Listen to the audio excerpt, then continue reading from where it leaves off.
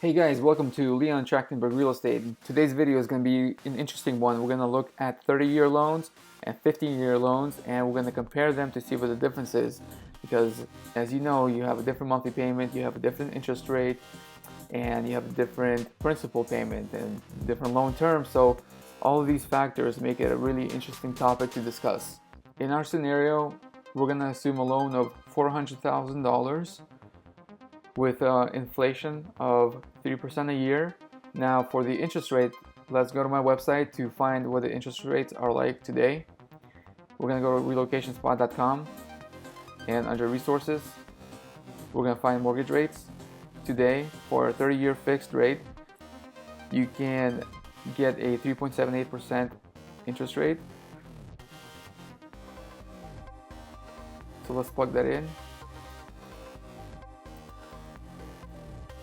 And for a 15-year fixed, you can get an interest rate of a little over 3%.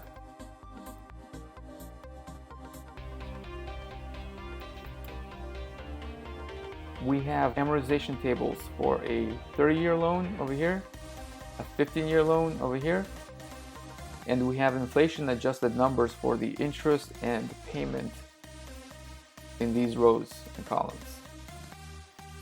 So let's look at the summary that I prepared. In a 30-year loan, your monthly payment will be $1,859. Your total interest payment $269,000.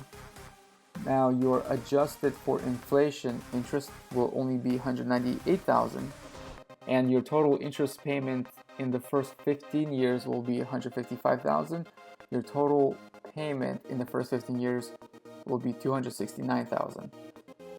For a 15-year loan, your total monthly payment will be $2,770. Total interest for the life of the loan, almost $99,000. Total interest as adjusted for inflation, $85,000. And total payment as adjusted for inflation, $401,000. So let's look at these differences and see which loan works best for us. If you want to lower your monthly payment, obviously a 30-year loan will be the way to go. As you can tell, you'll save over $900 a month, and you can deploy that capital to different avenues for investing purposes, which may make sense for you.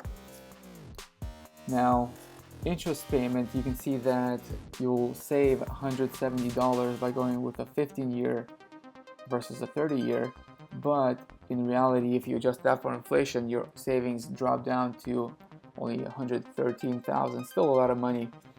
What's interesting is that in the first 15 years, if you look at the interest payment there, adjusted for inflation, you're really only saving $70,000. So if you prefer to defer your payment over a longer period of time, it might make sense for you to go with a 30-year loan and keep your cash to invest it in the stock market or other business ventures. If you guys have any questions, please give me a call, shoot me an email. Also, don't forget to like and subscribe. I'll see you next time.